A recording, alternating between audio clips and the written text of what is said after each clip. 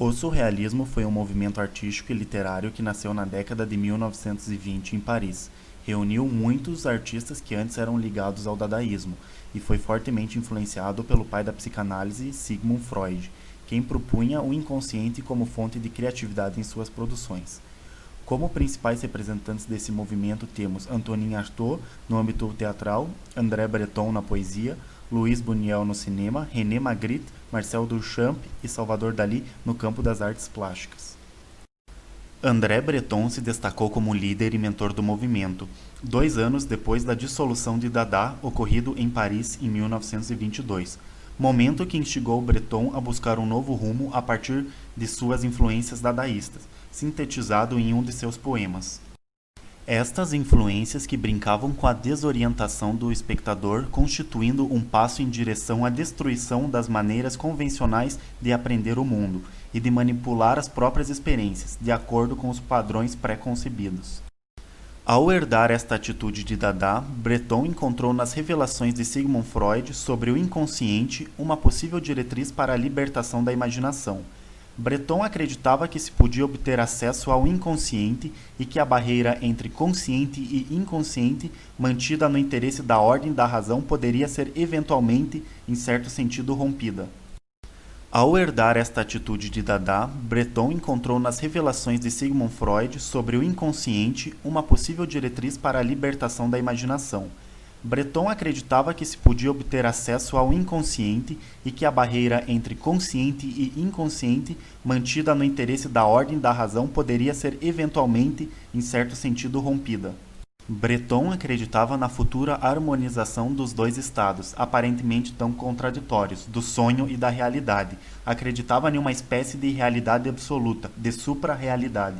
Escrevendo assim, em 1924, o primeiro manifesto surrealista, oficializando suas ideias e iniciando um movimento que pretendia ser definitivo. Em seu manifesto, ele definiu o surrealismo como automatismo psíquico puro pela qual se propõe exprimir, seja verbalmente, seja por escrito, seja de qualquer outra maneira, o funcionamento real do pensamento. Ditado do pensamento na ausência de todo controle exercido pela razão, fora de toda preocupação estética ou moral. O surrealismo repousa sobre a crença na realidade superior de certas formas de associações desprezadas antes dele, na onipotência do sonho, do desempenho desinteressado do pensamento. Tende a demolir definitivamente todos os outros mecanismos psíquicos e se a substituir a eles na resolução dos principais problemas da vida. Portanto, os surrealistas acreditavam que o homem se encerrava na camisa de força da lógica e do racionalismo, o que mutilava sua liberdade, atrofiando a imaginação. Alguns anos depois, Breton lança alguns artigos sobre a pintura, o mais importante intitulado Surrealismo e Pintura, de 1927, mostrando que a arte pictórica possuía uma relação tangencial ao cerne da atividade surrealista. Breton, então, abre 2 grandes portas para o artista surrealista. Primeiro, o automatismo e, em segundo lugar, a fixação das imagens oníricas como uma ilusão de ótica. Durante o final da década de 20 e início da década de 30, o surrealismo dominou a poesia e a pintura na Europa, e em toda parte influenciava trabalhos, tendo como destaque Salvador Dalí.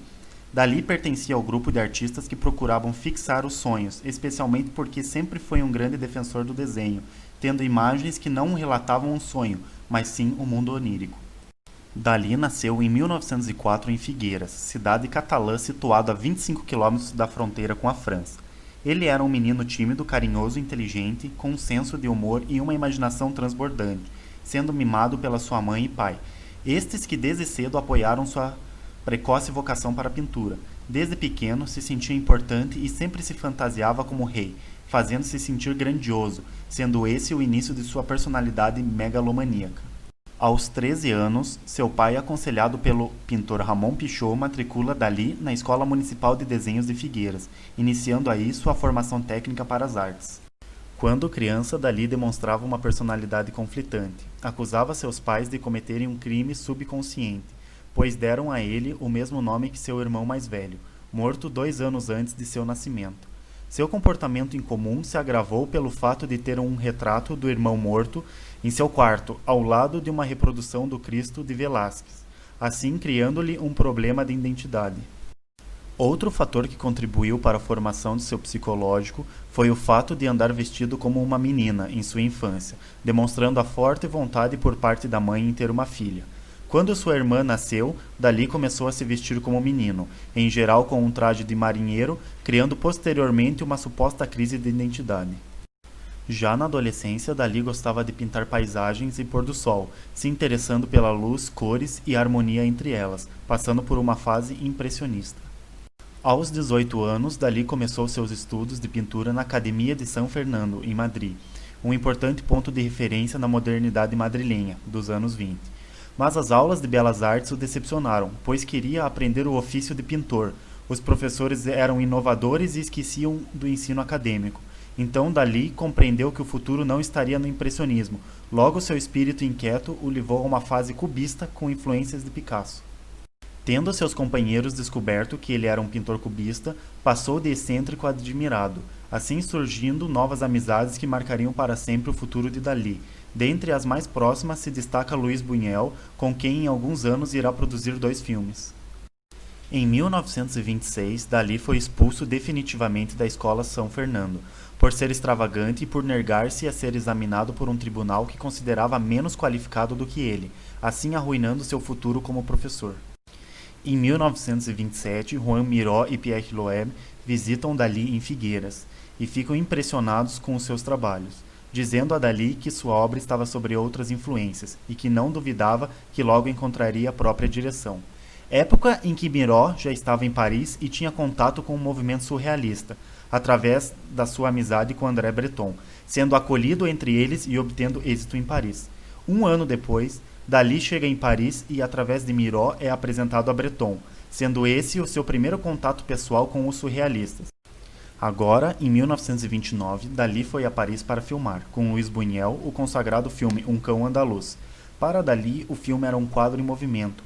Tratou de representar rebeldia, angústia, fantasia, imaginação e escatologia, já que Dalí era defensor de uma anti-arte, criando um anti-filme, sendo um ataque ao agradável, ao burguês e ao francês.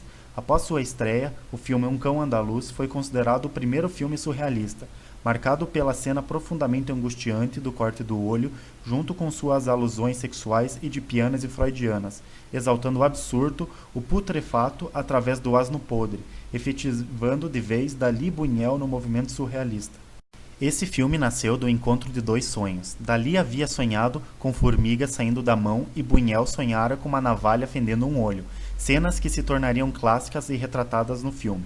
A produção do roteiro durou menos de uma semana, contendo apenas ideias que abrissem portas ao irracional, através de imagens que tocavam Dalí e Buñuel sem motivo algum. Dalí e Buñuel incorporaram-se num momento muito bom ao movimento surrealista, pois em 1929 foi um ano de mudanças, de fissuras internas e alguns surrealistas deixaram o grupo, mas apesar dessa perda, Breton disse estar amplamente recompensado com a chegada deles. Alguns meses depois da estreia do filme, Dalí fez sua primeira exposição em Paris, expondo O Jogo Lúgubre, Aparato de Mão, Os Primeiros Dias de Primavera, O Grande Masturbador e O Sagrado Coração, exposição que representou o abandono da sua etapa ligado aos putrefatos e o início do período Gala. Gala Eluard, Helena Ivanovna Diakonova, uma imigrante russa, na época casada com o poeta Paul Eluard, encantou Dalí, despertando um amor à primeira vista. Gala abandonou Eluard e ficou com Dalí, iniciando uma relação lendária em que Dalí encontrou nela a representação da deusa Vênus, tanto que Dalí sempre procurava representar um pouco de Gala em suas obras. Após o sucesso de Um Cão Andaluz, a parceria entre Buñuel e Dalí rendeu a produção de um segundo filme, chamado A Idade do Ouro, filme que retrata a insanidade da vida moderna, mostrando a hipocrisia das morais sexuais de uma sociedade burguesa, junto com os valores e dogmas de uma sociedade católica, tanto que uma das últimas cenas do filme é uma referência direta ao polêmico Marquês de Sade. O roteiro novamente foi um trabalho entre ambos. A princípio, Buñuel chegou a procurar Dalí em Figueiras para a produção, mas o pintor havia sido expulso de casa e estava envolvido amorosamente com Gala. Na ocasião, Gala ainda era casado com Paul Eluard, situação que demonstrava uma transformação de Dalí e suas ideias não estavam mais em harmonia com a de Buñuel, afastando assim sua colaboração em A Idade do Ouro. Momento irônico, pois o filme retrata um amor impossível. uma representação amorosa que vinha da rejeição de Dalí ao amor de Buñuel, perdendo este para Gala. A quebra desse sentimento resultou no fim dessa aliança criativa. O nome de Dalí consta como roteirista, mas sua participação na película foi mínima. O lançamento foi no Estúdio 28 e exibido durante 6 dias com sala sempre lotada. A imprensa de direita começou a atacar o filme e organizações integralistas depredaram o cinema e rasgaram os quadros da exposição surrealista organizada no saguão. Em nome da manutenção da ordem, o chefe de polícia pura e simplesmente proibiu a exibição de A Idade do Ouro, proibição que ficou válida por 50 anos, tanto que só foi reproduzida novamente em 1979. Dalí desenvolveu o método paranoico crítico, dando uma grande contribuição ao surrealismo de Breton. Seu método surgia decorrente de seu intenso amor por Gala, pois contrapunha a passividade do automatismo e do caráter ativo da paranoia. Breton reconheceu que com o método paranoico crítico, Dalí encarnou o espírito surrealista, fazendo-o brilhar de forma extraordinária durante 4 anos, momento em que Dalí produz sua obra-prima, A Persistência da Memória, através de uma visão na qual continha uma oliveira com os ramos cortados e sem folha, e de repente viu 2 relógios moles, um dos quais suspendia lastimavelmente, quadro que, de acordo com Gala, ninguém poderia esquecer depois de tê-lo visto. Relógios moles que converteram em um distintivo iconográfico de Dalí. Momento de tensão na Europa decorrente da Segunda Guerra Mundial, e Dalí havia ridicularizado Lenin e Hitler em suas pinturas, tanto que Breton e nem os nacionais-socialistas apreciavam as obras, assim ganhou uma inimizade de ambos os lados. O surrealismo de Breton defendia as teorias marxistas como padrão social, mas Dalí, ao contrário, pensava que a política corroía a poesia, acirrando vários embates entre Breton e Dalí, até que o pintor se exaltou dizendo: "Eu não sou surrealista, sou o surrealismo", tanto que esses embates acarretaram na expulsão de Dalí do movimento, oficializado através do artigo de Breton, Últimas Tendências na Pintura Surrealista. Agora, com o início da guerra, Dalí vai para os Estados Unidos acompanhado de muitos artistas que transformavam Nova York em uma cidade artística, consolidando em 1940 o primeiro movimento artístico americano, através da Escola de Nova York e do expressionismo abstrato americano, ambos com grande influência do cubismo de Picasso e do surrealismo. Já no Novo Mundo, Dalí continuava defendendo seu método paranoico crítico, encadeando tanto sucesso que o chamavam de surrealíssimo. Dalí, que conhecia já o sucesso, estava mais próximo do glamour de Hollywood do que a nova geração de pintores, que lutavam por sua identidade pessoal e artística, como também ansiavam reconhecimento e sucesso. Em 1945, fisgado pelo sucesso do cinema americano, Dalí muda-se para Hollywood para trabalhar no filme Quando Fala o Coração, dirigido por nem mais nem menos que Alfred Hitchcock, que se destacava como diretor no cenário hollywoodiano. Esse foi o primeiro filme a abordar a psicanálise como um tema principal, mostrando a vida de um psiquiatra e seu paciente que sofre de amnésia. Assim, Hitchcock queria capturar em imagens a sensação vívida de um sonho, então procurou Dalí e lhe deu carta branca para produzir e coordenar o palco, inovando nas visões de uma representação onírica. Seu trabalho foi tão complicado e demorado que houve um corte de verba para o filme, levando à frustração por parte de Dalí, mas seu resultado foi majestoso e de um grande impacto visual. No ano seguinte, em 14 de janeiro de 1946, Dalí assina um contrato com Walt Disney para a produção de uma pequena animação intitulada Destino. Para trabalhar nesse projeto, o pintor se instalou nos estúdios da Disney, onde ele trabalhou no roteiro e na criação de uma série de pinturas a óleo para a produção da animação. A animação se dá em torno de uma representação onírica de uma mulher que sai em busca de seu amor incorporado em um jogador de beisebol, o qual também é a personificação do deus do tempo Cronos. Toda uma história inspirada nas relações de Dalí sobre o tempo, relacionando com o destino da nossa vida. O trabalho vinha acompanhado de uma canção do compositor mexicano Armando Domínguez, com o mesmo título e fortemente inspirada no mundo surreal do pintor espanhol Salvador Dalí, o qual se inspirou na música durante a produção da animação. A animação deveria ter entre 6 e 8 minutos, mas por razões nunca claramente explicadas, só ficaram prontos na época 17 segundos. Foi somente em 2003 que os estúdios Disney retomaram a produção da animação e concluíram baseadas nas ideias e nos rascunhos deixados por Dalí. Portanto, Dalí percorre várias linguagens e expressões, da tela passa ao cinema e à animação, e nos faz concordar, não seria ele o surrealismo?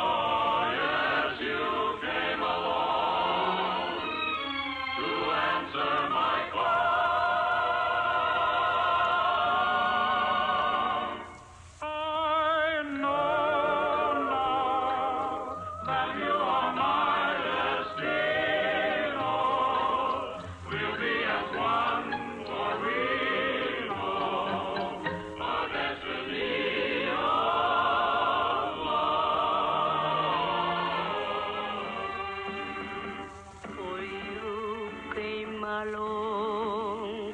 Out of a dream I recall